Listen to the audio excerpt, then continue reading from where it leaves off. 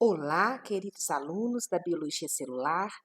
A aula de hoje será sobre componentes orgânicos da constituição celular. Então, nessa primeira aula, nós vamos falar sobre a importância da água e sobre os carboidratos, que são compostos orgânicos que estão ali também compondo as nossas células. Inicialmente, quais são os principais elementos químicos que formam a matéria? Nós temos vários tipos de elementos químicos que formam a matéria, mas aqui nós vamos praticamente utilizar os principais, os mais abundantes. Você observa aqui que 65% de média atual da célula é oxigênio, 18% é carbono, 10% é hidrogênio. Esses três são os mais abundantes. Tá? Bem, dentro dos componentes orgânicos que compõem a nossa célula, nós vamos ter desde as menores partículas até as maiores. Então, as maiores partículas que compõem a nossa célula são polissacarídeos, gorduras, proteínas e ácidos nucleicos. Sendo que a menor parte desse polissacarídeo damos o nome de açúcares ou monossacarídeos. A menor parte da gordura damos o nome de ácido graxo. A menor parte de uma proteína, aminoácidos. E a menor parte de um ácido nucleico, nucleotídeos. Galera, preste muita atenção.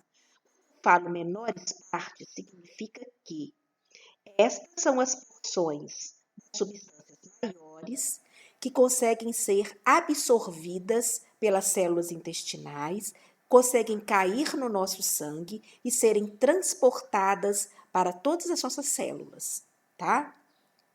Bem, primeiramente, vamos falar um pouquinho da importância da água. Você nota que eu estou dizendo aqui que a água, ela serve de 75% a 80% do peso corporal dos seres vivos. Mas o que na biologia celular, na célula, a água é tão importante? Primeiro, ela é solvente universal, ou seja, ela tem um grande poder de dissolver, de separar compostos iônicos e polares. Ela também participa de reações químicas de hidrólise. O que é isso? Hidrólise significa hidro, água, lise, quebra. Quebra de uma substância grande na presença da água. Então, vamos dar um exemplo aqui. Eu tenho a sacarose. Sacarose, vamos dar um exemplo dela. O açúcar cristal que você adoça um suco. A sacarose, quando ela chega no nosso intestino, ela tem que ser quebrada até glicose e frutose, que são partes pequenas que podem então ser absorvidas pela célula intestinal e ser então levada para todas as partes do corpo. Então, essa sacarose, ela é quebrada no seu intestino na presença da água e na presença da enzima chamada sacarase. Note que a sacarase é uma enzima que ela está aqui como reagente e ela também aparece como produto. Por quê? Porque, na verdade, a sacarase ela não se modifica. Ela tem a função aqui, que vamos ver numa aula específica quando formos falar de enzimas, que ela tem a função de catalisador, acelerar uma reação. A reação de quebra da sacarose é junto com a água. Ou seja, o solvente, a substância que vai quebrar, que vai hidrolisar a sacarose é a água. A sacarase apenas acelera a quebra. Então, uma importância da água nas nossas células. A importância é que ela regula a nossa temperatura corporal. Ok? Então, por isso que você produz suor. Quando você produz muito calor no seu corpo, devido a grandes atividades metabólicas, esse excesso de calor, ele é eliminado na forma de suor. Então, a água está ali para limpar, para remover esse excesso de calor. Vamos nos lembrar que somos animais homeotérmicos. A água também participa do sangue. É um dos principais componentes do sangue. Então, ela tem função de transporte. Ela transporta alimentos, ela transporta os gases, excretas e seivas das plantas, né?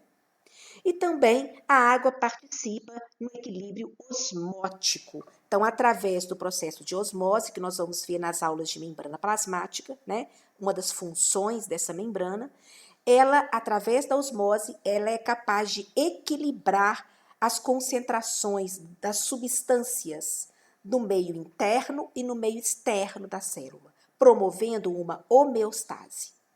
Observe quanta importância tem a molécula de água dentro de uma célula e também no sistema sanguíneo. Mas agora vamos começar a falar da primeira substância orgânica que compõe as células, os carboidratos. Então, são moléculas formadas por átomos de carbono, hidrogênio e oxigênio. Nós também podemos chamar os carboidratos de hidratos de carbono, glicídios e, vulgarmente, açúcares.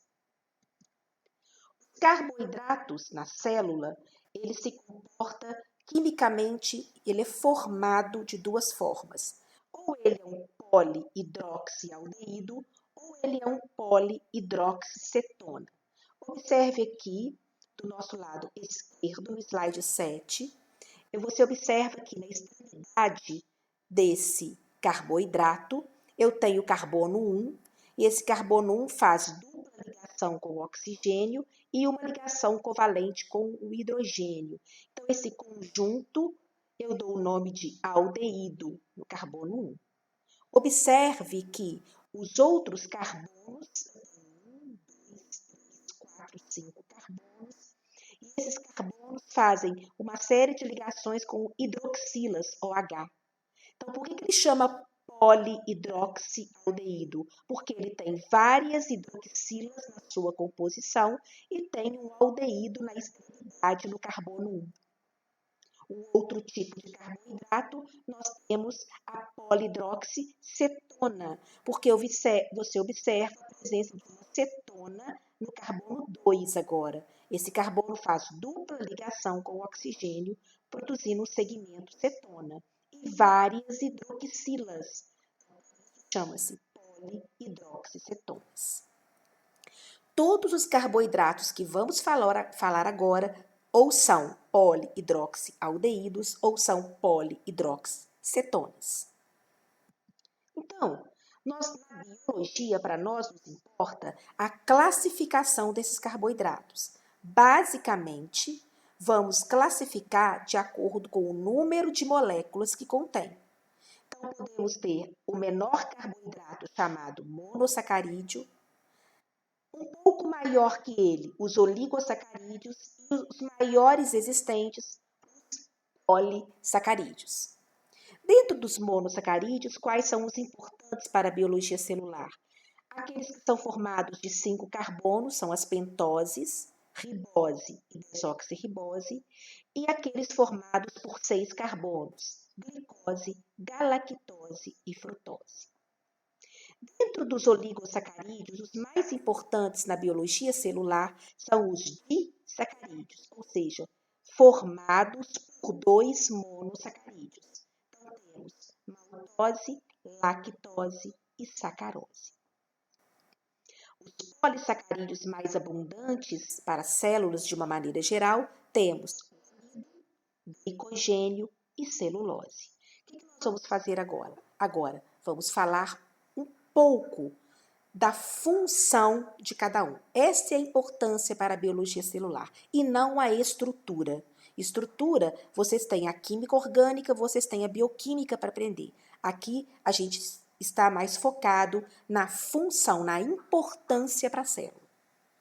Então, vamos começar pelos menores carboidratos. Vamos falar das hexoses.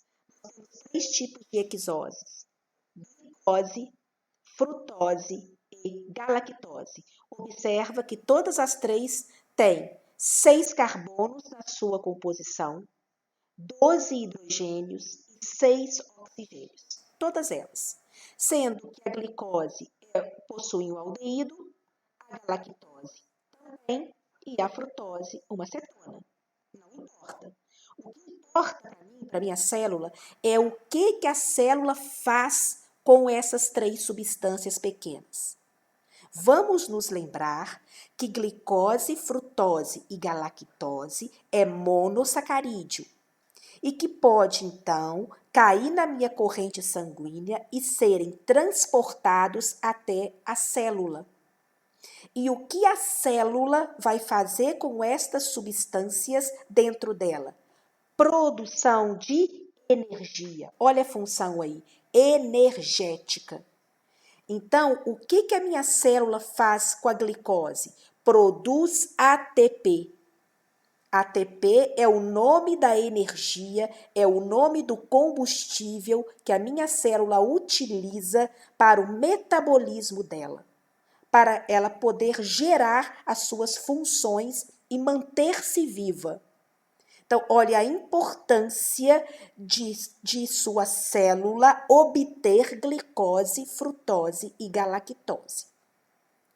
Bem, acontece que você não consegue comprar uma glicose, frutose e galactose no supermercado. Não existe. Então, de onde que eu vou obter monossacarídeos? Na minha alimentação. Quais alimentos vão me dar isso aí? Os disacarídeos e os polissacarídeos. Estes eu consigo comprar no supermercado. Então, vamos a eles. Antes disso, eu te apresentei a hexose, que ótimo, mas nós também temos os monossacarídeos pentose, porque eles contêm 5 carbonos na sua composição. Só que agora, observe a função. Eles têm função estrutural. O que é isso? Eles participam da composição de uma substância na célula. Então, a desoxirribose C5H10 ela participa da composição do DNA.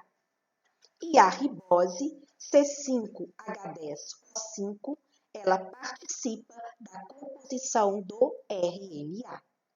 Então, toda vez que a sua célula tiver que fazer uma mitose, ou seja, tiver que produzir células filhas, toda vez que a sua célula tiver que produzir proteínas, toda vez que a sua célula tiver que entrar em meiose para produzir os seus gametas, ela vai finalmente produzir dentro dela novos DNAs e novos RNAs.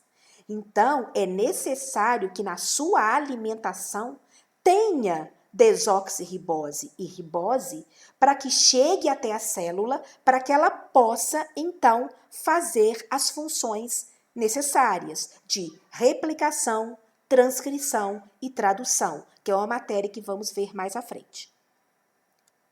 Então, agora, vamos para os disacarídeos. Oligosacarídeo significa carboidratos com 2 ou mais, ou de 2 a 10 moléculas de monossacarídeos. Mas aqui, para nós, o mais importante são os disacarídeos. Eles chegam mais rápido até a célula. Então, quais são eles? Sacarose, que é a união de uma glicose com uma frutose. Onde eu encontro sacarose? Na cana-de-açúcar, na beterraba. Ou seja, o açúcar cristal, o açúcar pérola, o açúcar mascavo, tudo isso são disacarídeos que você compra no supermercado. Lactose. Lactose é a união da glicose com a galactose. E onde você encontra a lactose? No leite que você bebe. E derivados do leite, como queijo, manteiga, etc. E maltose. A maltose, ela é a união da glicose com outra glicose. Onde você encontra maltose? Nos cereais, de uma maneira geral. Então, se você quer que a glicose consiga chegar na sua célula para você produzir ATP, você, então, vai ingerir cereais. Estes cereais, a maltose destes cereais vai ser quebrada no intestino, vai liberar a glicose, que vai passar pela célula intestinal, cair no sangue e ir para as células. Olha só o caminho que tem que fazer, certo? Olha só a importância. Então, qual é a importância de um disacarídeo? Fonte energética, a mesma do monossacarídeo, produzir ATP. Bem, só a título de curiosidade, nós temos aqui uma ligação glicosídica, ou seja, veja, eu tenho aqui uma glicose, certo? E eu tenho aqui uma frutose. 2 monossacarídeos e eu quero juntar os dois. Veja, eu tenho 2 substâncias menores e eu vou transformá-la em uma maior. Note que, para eu juntar, vai ser liberado o hidrogênio da hidroxila da glicose e a hidroxila da frutose, e vão formar uma molécula de água. E o oxigênio que ficou nessa glicose vai então fazer a ligação com a substância acima da frutose. Então, note que quando eu quero juntar 2 substâncias pequenas para formar uma grande, eu faço uma síntese. E essa síntese libera uma molécula de água. Então, eu falo que é uma síntese de desidratação. Por quê? Porque para eu juntar as duas, desidrata uma molécula de água. Então, essa união de 2 monossacarídeos, damos o nome de ligação glicosídica. Vamos lá. E, por fim, nós temos os polissacarídeos. Vamos dividir de acordo com a função. Primeiro, vamos falar dos polissacarídeos que nós compramos no supermercado, que é de reserva energética. Olha, eles têm função de reserva e não de produzir energia, de guardar energia. Então, vamos devagar. O primeiro polissacarídeo é o amido e a fécula, certo? Ah, Patrícia, então o amido de milho que eu compro no supermercado, o amido, aquele lá que eu comprei, a maisena, é um amido, sim. Mas aqui eu estou falando do amido puro. Onde é que o amido é produzido? O amido é produzido na planta, após a fotossíntese. E aonde que a planta guarda o amido? Porque, veja bem, o amido, ele é armazenado nas células do parênquima amilífero do caule de tubérculos e raízes tuberosas. Então, nesses caules das plantas e raízes tuberosas que se encontra o amido. Ah, Patrícia, tudo bem que que esse amido vai ser armazenado na raiz tuberosa da planta. Mas o que é o amido? Vamos falar daqui a pouquinho. Mas você já sabe que o amido, ele é armazenado na planta. Ele é uma reserva energética da planta. O glicogênio é o polissacarídeo de reserva energética animal. Então, nós, seres vivos animais, o homem, a gente também armazena glicogênio no nosso corpo. Aonde? No fígado e nos músculos. Então, vamos por um. O que é o amido? Na natureza, o amido pode se encontrar na forma de amilose e na forma de amilopectina. Observe, o que é essa estrutura única aqui? Uma glicose. Vamos contar quantas glicoses estão unidas aqui? 1, 2, 3, 4 glicoses unidas. Então, é um polissacarídeo.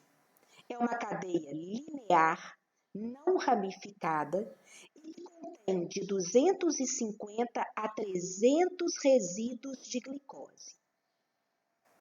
Já a amilopectina, ela é menos hidrossolúvel que a amilose. Você observa que ela é ramificada e ela contém em torno de 1.400 resíduos de glicose. Veja bem, glicose pura é monossacarídeo. 2 glicoses juntas é disacarídeo. 1.400 resíduos é um polissacarídeo. Então, você poderia falar comigo assim, Patrícia, então o amido é pura glicose. Isso mesmo. São 1.400 glicoses ligadas por ligação glicosídica. Olha o tamanho da molécula. E está armazenado aonde? Dá uma olhada, olha. Nas raízes e tubérculos. Onde é que você consegue encontrar amido na alimentação? Na raba, na batatinha inglesa, na cenoura, na mandioquinha, no inhame, na batata baroa, ou seja, em tubérculos e raízes tuberosas. Mas aonde nós temos concentração de amido? Nas leguminosas, feijão, amendoim, soja, grão de bico, ervilha e lentilha. Mas aonde, professora? Nos cereais e derivados. No arroz, na aveia, na cevada, no centeio, milho, trigo e derivados como pão, macarrão, pipoca, angu, certo? Em todas essas substâncias você encontra amido. Patrícia, para que eu tenho que comer o amido? Ele não é uma reserva da planta? Claro! Toda vez que a planta precisa produzir energia e a quantidade que ela tem é pouca, ela utiliza do amido, certo? Mas Patrícia, eu ser humano, não consigo estocar amido na minha célula para eu poder usar quando eu preciso. Então, eu vou estocar outra substância chamada glicogênio. Observe aqui, o glicogênio, cada estrutura laranjadinha dessa é uma glicose, gente. O glicogênio também tem cerca de 1.400 glicoses unidas em ligação glicosídica. Olha como esse glicogênio é ramificado. Olha o tamanho dele. Ele é um polissacarídeo que está armazenado no fígado e nos nossos músculos estriados, esqueléticos e cardíaco. Aqui eu tenho uma fotomicrografia eletrônica de uma célula te mostrando esses grânulos de glicogênio dentro dela, esses grânulos eletrodensos dentro dessa célula.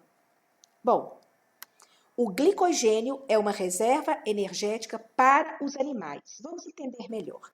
Nós temos aqui o fígado e o glicogênio ele está armazenado aqui no fígado. E aqui embaixo nós temos o sangue, por onde chega a glicose do alimento que você come.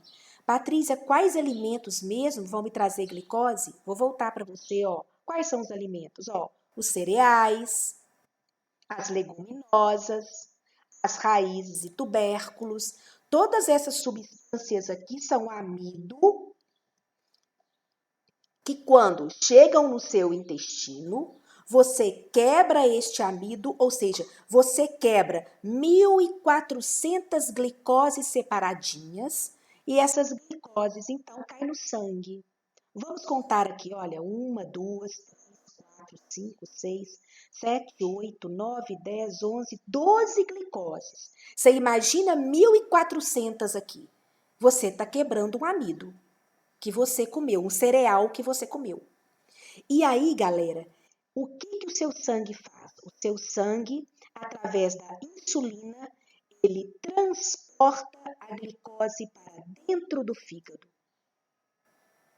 E lá dentro do fígado, essas glicoses se unem, essas 1.400 glicoses se unem e formam o glicogênio, que fica armazenado lá dentro. Essa transformação de glicose em glicogênio, nós chamamos de glicogênese. Então, meus queridos, toda vez que você come açúcar demais, comeu muito pão no café da manhã, o excesso de açúcar que está no seu sangue, ele é transportado pela insulina até o fígado e lá será armazenado na forma de glicogênio. Agora, o sentido contrário. Suponhamos que você resolveu fazer uma corrida de manhã cedo. Só que você se alimentou muito pouco no café da manhã. E você precisa de glicose na célula do músculo da perna para você correr. Para te produzir energia para você correr. O que o seu organismo faz?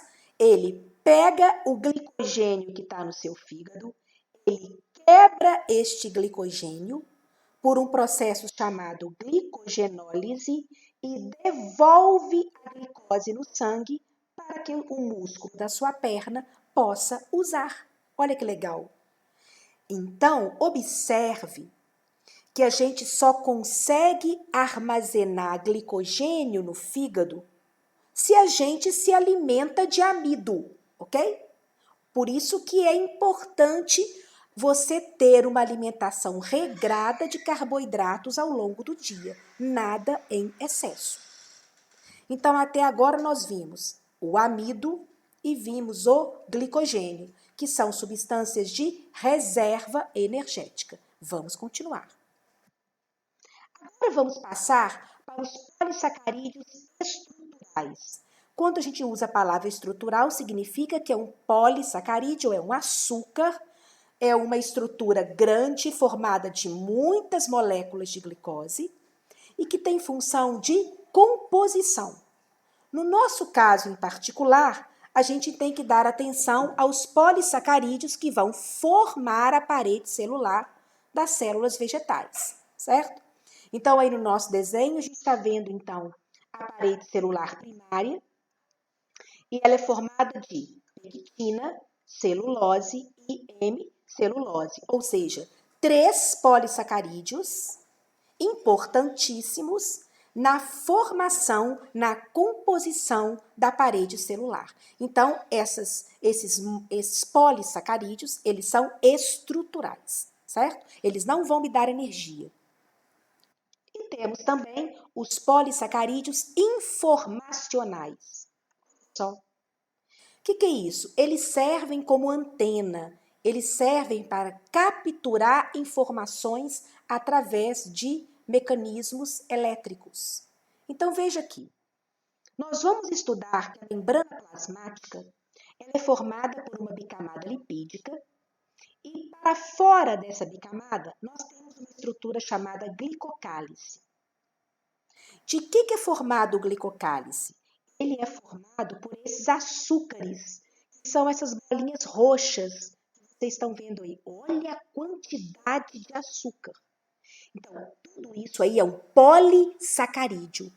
Suponhamos, vou falar grosso modo, o glicocálice é como se fosse você vai fazer um bolo e você põe um glacê em cima do bolo. Aquele glacê do bolo é o glicocálice, é o polissacarídeo que está ali em cima da célula e que tem uma função importante de reconhecimento celular.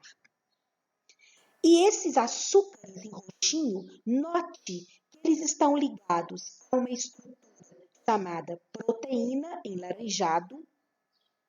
Então, o conjunto de açúcares ligado em proteínas laranjadinhas, nós damos o nome de glicoproteína, ou seja, açúcar mais proteína. Agora, se o açúcar está ligado diretamente no lipídio da membrana plasmática, então a gente dá o nome de glicolipídio. Então, fechando, este glicocálice é formado pelos glicolipídios e glicoproteínas que estão ali com a função de reconhecimento celular. E quais são os polissacarídeos desse glicocálice? Os açúcares que você está vendo aí em roxo. Então, eu estou te mostrando um polissacarídeo agora de função informacional. Ok? Pessoal, espero que vocês tenham gostado da aula. Espero que vocês tenham conseguido entender a importância da água para a célula e a importância dos carboidratos monossacarídeos, disacarídeos e polissacarídeos para células animais e células vegetais.